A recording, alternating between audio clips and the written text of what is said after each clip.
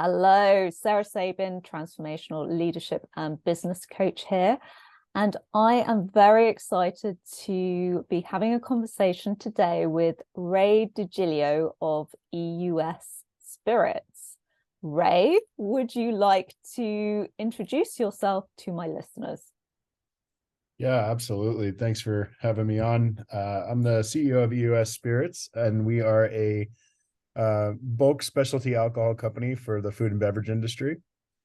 And I kind of cut my teeth by being a master distiller and blender for various brands. I also had my own brands back in California in the early 2000s. And so just came in a long journey to get to this position, but excited to be here. Yeah, I'm excited to start digging into your journey. So, first question, I'm getting straight to the meat of it. What do you consider to be the most significant challenges you have faced in growing your business to the current stage it's at, and how did you overcome those challenges? Yeah, that's a great question. Some of the biggest challenges we had was we started as a small business that was unrecognized in our industry. So the business that we're in tends to work with global brands, like companies that need, rail car size volumes of product, um, armies of people worth of services. So a very large, like kind of a scalable company. And when you start as a small business, and even if you're pretty well funded, it's hard to get your name across that platform, that entire industry.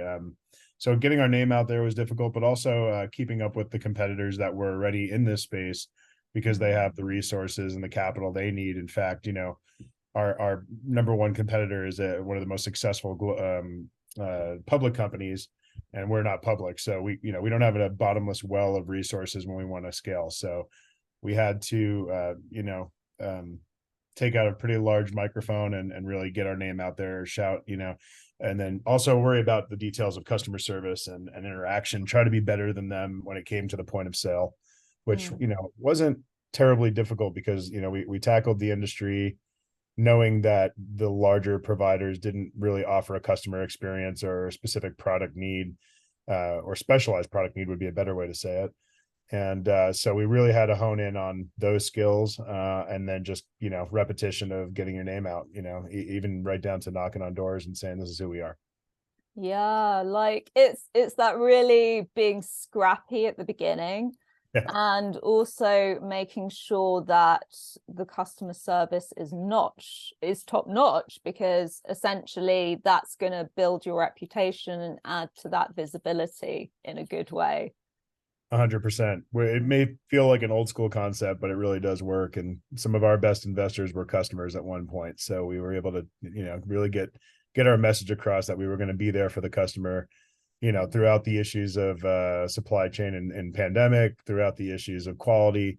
And we had quality issues and we had supply chain issues just like everybody else. But instead of hiding behind the shadows, we kind of owned up to them and made sure that we were there when needed, at any time. So, yeah. Yeah, love that. Customer first. Yeah. Okay. So now that you're at that more established stage and you've passed the million mark, how have your problems changed? And if I was to get more specific here, is there anything or things that are particularly pressing on you right now at your current stage? Yeah, like the saying goes, more money, more problems. We're definitely at a point where we're making more money, and and that's great. We're finally profitable, which is really a huge milestone for us, because you can throw a lot of money at an industry like this and look like the big elephant in the room, but really not be getting anywhere, which is why a lot of people in our industry go public. But our biggest issue right now is raising more capital and being competitive, expanding into global markets versus just some of the statewide markets. And the hard part about raising capital, at least in the industry that we're tackling, is it's kind of technical and a lot of people don't know what it is. So for instance, if I pulled a George Clooney, right, and I got a brand of alcohol, that's a lot more attractive to investors because they can get their heads around it and say, oh, well, that's my alcohol on the shelf when they go to the store, or they go, it's almost like visually your money's being put to a visual use, like, where you're actually saying that's my product, it's on the shelf. everybody uses it, everybody likes it, or whatever. It's got this kind of a reach.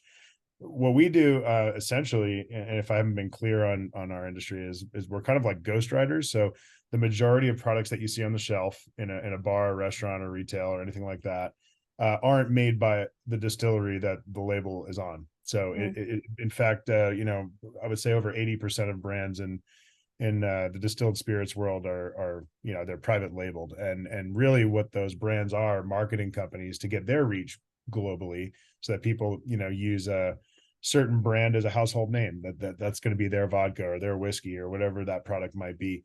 So we actually, our name EUS Spirits is pretty generic, and there's a reason for that. We're trying to stay kind of behind the brand so that we're not overcompensating, and then we're supplying them with, I mean, everything that they need: glassware, the alcohols, the aging process, everything behind them. So we stand behind those brands.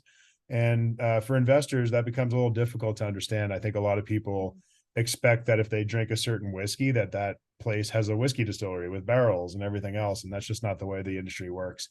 So we have to put a lot of effort into education when we Mm. go to raise money, and education that still is quite hard for people to get their head around.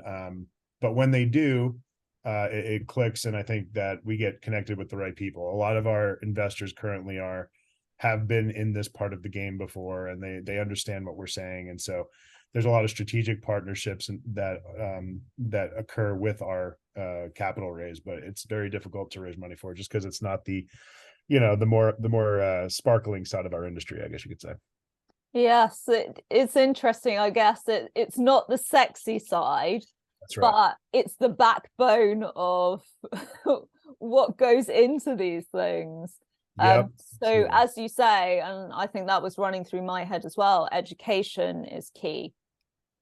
It is. It's a big piece of it. And then, obviously performance, making sure that, your books are tight and you're really showing, your growth, even if you're not profitable, showing that Mm. something that you're doing is working, right? Well, whatever profit center you're looking toward, or you've decided, hey, this revenue center is not working. We got to take it out. Can't be a part of it.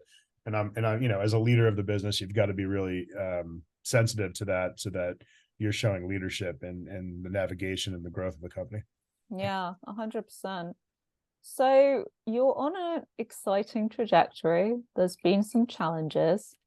Let's look forward now. What are your plans going forward, and how do you envision the company growing and evolving over time?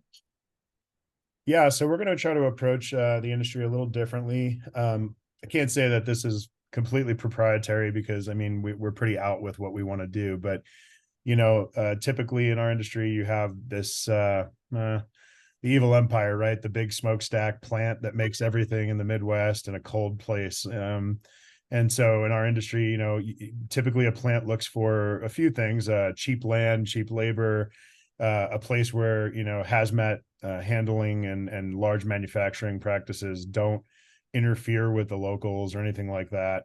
Our approach will be a little bit different. So some of the people, most of the people who buy from us, there's a sense of finesse in the in the way of making whiskey or vodka or any kind of food grade product. And I think that they want a better experience and more transparency in the supply chain. And so what we want to do is do more of like a network. We're calling it the Whiskey Ranch concept. And basically it'll be a series of ranches all over the country that have mid-sized to smaller plants on them with a lot more finesse, a lot more transparency, and like the grain we're using, and the people who are involved in our process, the people we have as suppliers. But also it allows the customer, when they come to vet us out, to have a good experience, to be able to come in and see all the products that we make, and maybe the get excited about the process, versus just be like, oh, I'm going to this plant today and somewhere cold in the Midwest, and I got to get my product and get out. So we want to create a better experience with also a more local reach, a terroir to it, so that not only do deliverables get there quicker, but you can also kind of claim it came from a local farm or somewhere closer, and I've met those people and I know them and things like that. So it's a really large stretch. It's something very different for our kind of industry, but we're really excited about trying to do it that way. I think that does sound exciting because, again, the analogy I had was a vineyard producing wine. And obviously, if you create a whole experience where someone can visit and do tastings and walk around and look how everything's made, it brings everything to life. That's right. Yeah, Mm. and you know, this side of the industry has that need. I think you know, millennials and younger are becoming the everyday consumer, and that's kind of something that they look for. You know, to put premiumization into the product, it needs to have a story that coincides with the product, not just, you know, it's just vodka made with potatoes or whatever, right? Like Yeah. it's not enough anymore. Now it has to do a lot more with, you know, how the product was made start to finish and who made it. And Yeah. so we want to really push that forward. And in the bulk industry, I mean, even the word bulk, it's kind of boring, right? It's just the idea is just turn and burn units at the best price as fast as you can. And we think that customers want not only a better experience, but a more quality product through that experience. So 100%. So, Ray, how do you define strong leadership and how do you believe it impacts the growth of your business? yeah, that's a really big question, right? We could have a whole I know, podcast. like literally everyone I ask, what's your definition of leader? Everyone has a different definition, but what is Sure. yours? I'll try to keep it abridged, but you know, sure, there's a sense of passion that comes with it, but you know, actually, I liked something that Mark Cuban said a while ago about how it's not about passion, it's about repetition and like what you're good at, and so I think it's a mix of both. I don't think it's black and white, but certainly, I think that you need to have the utmost expertise in your field if you're going to assume a position of leadership. I don't think you can just, you know, grab the gun and you don't know how to shoot it. It's really hard to do that without some kind of expertise. Now, honestly, expertise comes from um, repetition, but mainly, you know, pain, just making a lot of mistakes, but not taking them personally and trying to figure out what you did wrong and how you can do it better. Mm. I've been in this industry, you know, almost 2 decades now, and I've been a leader of multiple organizations, and I don't I have failed multiple times, but the one thing that I can, you know, lend credibility to, at least in my like kind of train of thought on it, was that, you know, you got to be able to be resilient. You got to come back up. You can't really like let it get to you because you're gonna lose. You're gonna fail. There's no doubt about it. It's just like it's not if, it's when. And so if you can kind of, you know, reinvent yourself and your leadership style, I think that's how you kind of assume a position of like a CEO, but also having a dream, getting your vision across to your you know, your company, the right down to the bottom to the top, doesn't matter where you are. I think of it a lot like being a politician. Like if people don't generally, if you don't communicate well and they don't know what your vision is, also maybe they don't like you or something like that, you're going to have a harder time making different changes in your organization. You have to be someone who people can understand, believe in, and then also kind of, you know, even like to a degree. I mean, I know some people rule with an iron fist, but if I were, you know, headbutting everybody who came my way in my organization, I think it'd be really hard to get my point across, or at least try, because you know, some of my concepts are far out. People get nervous, they're risky. And if you just act like a risky person, it doesn't necessarily get you anywhere. You have to kind of show them through performance and through your personality that, you know, everything's going to be okay. Even if we don't make it, Mm. we're gonna have another strategy that's gonna, you know, kind of subsidize those risks, I guess you could say. But yeah, I think being in the organization and communicating well and showing them the experience you have and things like that are really important to being a good leader. Mm. Yeah, it's essential to get buy-in because you can lead the tough way, and the tough way, you know, ruling with an iron fist, it can be draining, Yeah. and also it can be very counterproductive. It does not work so well now as it did in the past, and I think even in the past, I'm talking not even 20 years ago, I'm talking even 5 years ago from now. So, Yeah, I don't think I would be rewarded for it necessarily. And I think one of the reasons why you see that character being kind of polarized in any kind of media situation these days is mainly because the CEO or chairman or anybody is pretty much self-funded. And Mm, when it's your money, yeah, you get a little bit louder talking stick, and you might hit a little bit harder. And there is no repercussion because you're the one financing the project. But I would challenge that and say that, being an employee of a company, right, which I am, I'm not the majority owner of the company that I lead.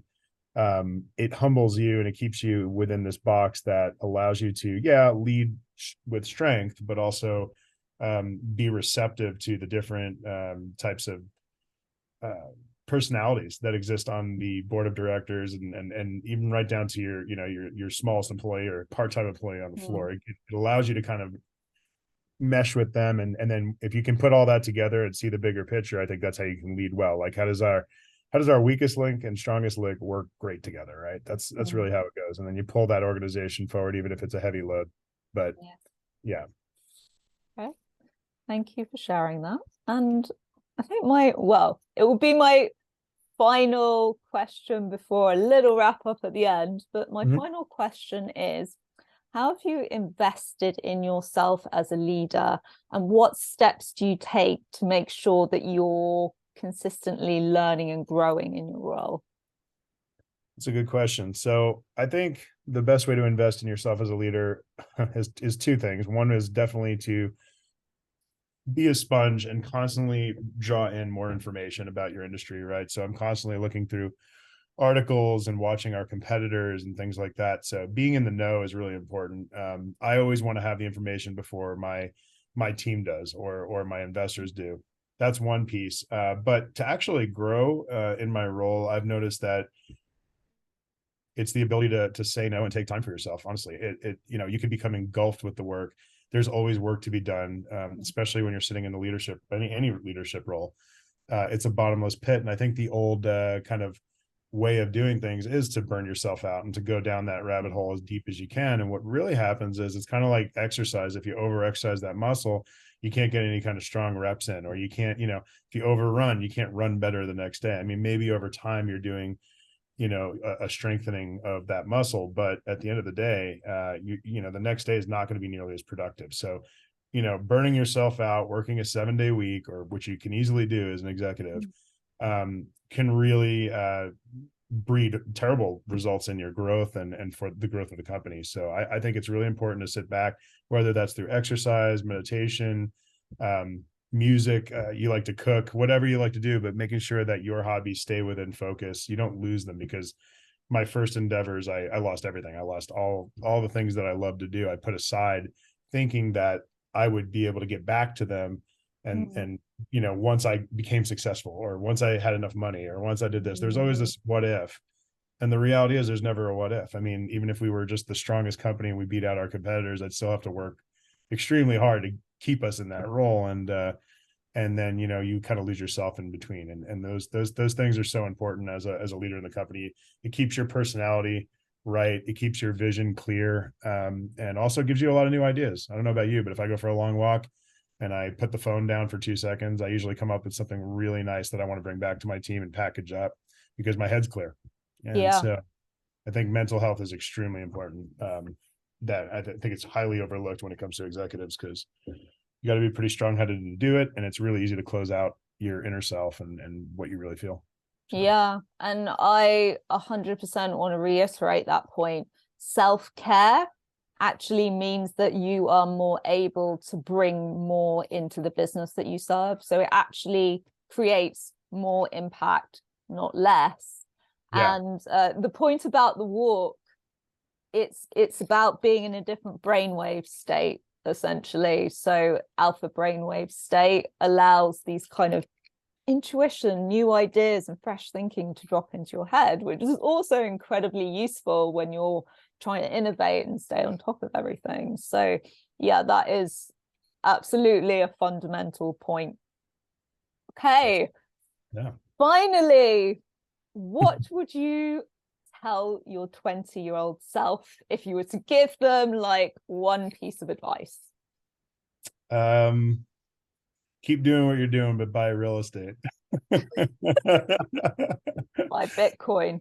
Yeah. Buy something that you can actually see and hold on to, and and Which you can't with Bitcoin, but yeah, anyway. you can, but yeah, but appreciate over years. Maybe down the road, who knows? I'm not saying I'm a big fan or not, but I mean, gosh, my 20-year-olds were filled with. I'm very grateful that I had the same kind of drive I do today, as far as like, I want to do it, I'm going to do it. So I did the things I wanted to do when I was in my 20s, but I think realizing to put a little bit away, and I know it sounds like an old man type situation, but put a little bit away into something that would give you a return 10 years from now, even, Yeah. is pretty provocative when you're 20, because it wouldn't be bad to be owning, millions in assets at 30 something either. So I don't think we teach it enough in school about how cash flow works and asset acquisition and all that fun stuff, So I Yeah. don't think I had a great education growing up, but it wasn't centered around how to, have your bank account go in the right direction. Let's put it that way. So No, 100%, 100%. They just don't teach that in school,